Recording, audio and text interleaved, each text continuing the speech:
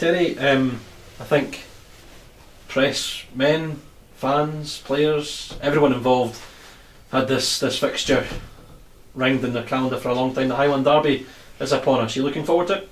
Looking forward to it very much. It's history being created for us and for Ross County and for the SPL, and it's absolutely brilliant. It's the focal point on Friday night will be Inverness and Ross County in the Highlands, and I think it's Highland football and both clubs have been doing terrifically well the last 2 or 3 years, especially, and it's just when it all comes together for this SPL, for the first ever SPL Highland Derby, it is a special occasion, and I think everybody has been looking forward to it. Everybody wants to be a part of it. Everybody's wants to be there, which is brilliant. I think not just at this derby, the next one as well, and the next one after that, and the next one after that. So I just think it's brilliant, and the interest in both clubs has been fantastic, and the interest now throughout the SPL that there's 2 clubs in the top division from the Highlands might have infuriated a few, but it's certainly inspired a lot of people around here, which is brilliant. It's all set for a cracker, isn't it? Because it's a big crowd. Friday night, the floodlights will be on as well. Both teams doing very well, and yourself going into the game on that in the back of that 4-0 win over Dundee United. Yeah, people have said to me we must be favourites because we've on a 4-match unbeaten run, and we've had a good win last week. But it's not about form derby matches. It's about who does well on the day. It's about trying to play the game, not the occasion. Making sure you're disciplined, and making sure you don't lose your heads and get on with it. We've had 3 sendings off this year, so we don't want any more. We want to keep 11 men against Ross County's 11 and see what happens then. But no, it's just it's one of those games that it just sets the pulse racing and gets the excitement going, because it has been one that we've looked forward to for a long while. And there's a 2-week break after this as well, and we want to make sure that we give everybody a treat on the night. We've got the cameras here again.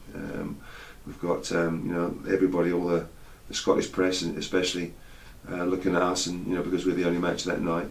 And it's a great time to play, and a lot of our players haven't experienced it before, but that doesn't mean a thing to me, because they're good players. They've had to handle a lot this season already, going to Hearts and going to Hibs and playing Celtic as well. So it's another one to take in their stride and see who comes out on top at the end of 90 minutes. Sometimes a lot of people say that if you've experienced the derby matches before, it's an advantage, but in some regards it also could be a disadvantage as well. Yeah, I've played in derby games before, and I've experienced them before, and still been sent off in them and all this kind of thing. So it doesn't make any difference how many Highland derbies you've played before.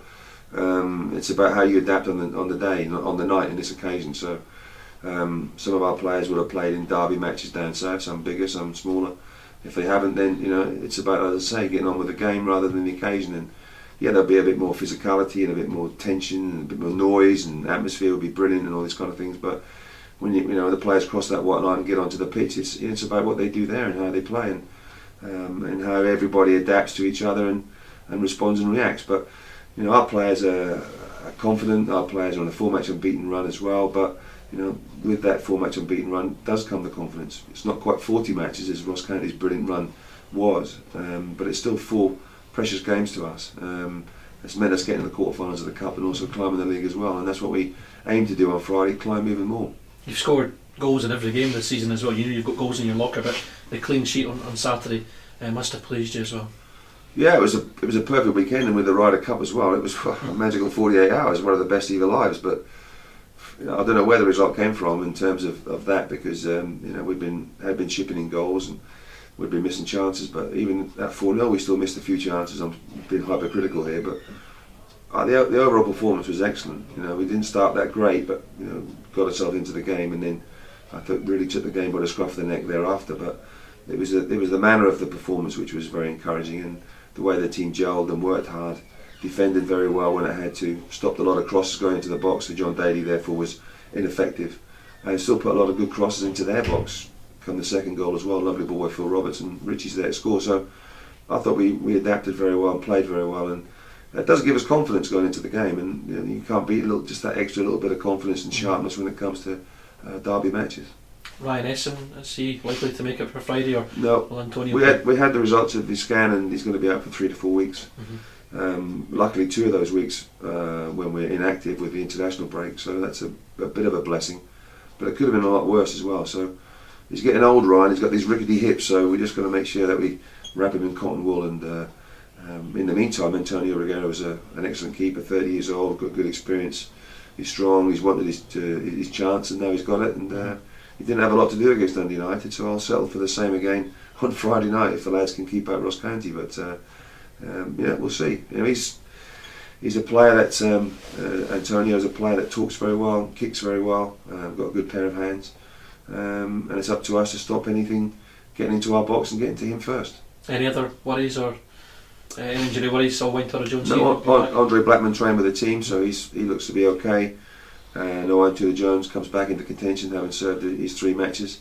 So you know it's building up nicely. It's amazing how many people get fit for the Derby match. It's remarkable. And just finally, you're up against one of your old colleagues and a pal of yours as well, Derek Adams. You're looking forward to that contest with him? Yeah, looking forward to it very much. I better get some Diet Cokes in the coaches' room instead of red wine, because both Derek and his father George don't drink, so more red wine for me, I think. But no, he's great. He was a great professional at Motherwell, fantastic guy, and we keep in touch on a regular basis and send each other texts and congratulations and all that sort of thing. And I think that's a good, healthy relationship, and he's great because he can speak to me and I'll speak to him as well. You know, there's a lot of rivalry within the cities, within our city and Dingwall, of course, and a lot of rivalry with the fans. But I think when it comes down to me and Derek, it does work very well because you have to get on. You know, we sometimes go and share the same facility up at the Highland Academy, up at Dingwall when the weather gets bad. We see each other on a regular basis. He lives in Inverness.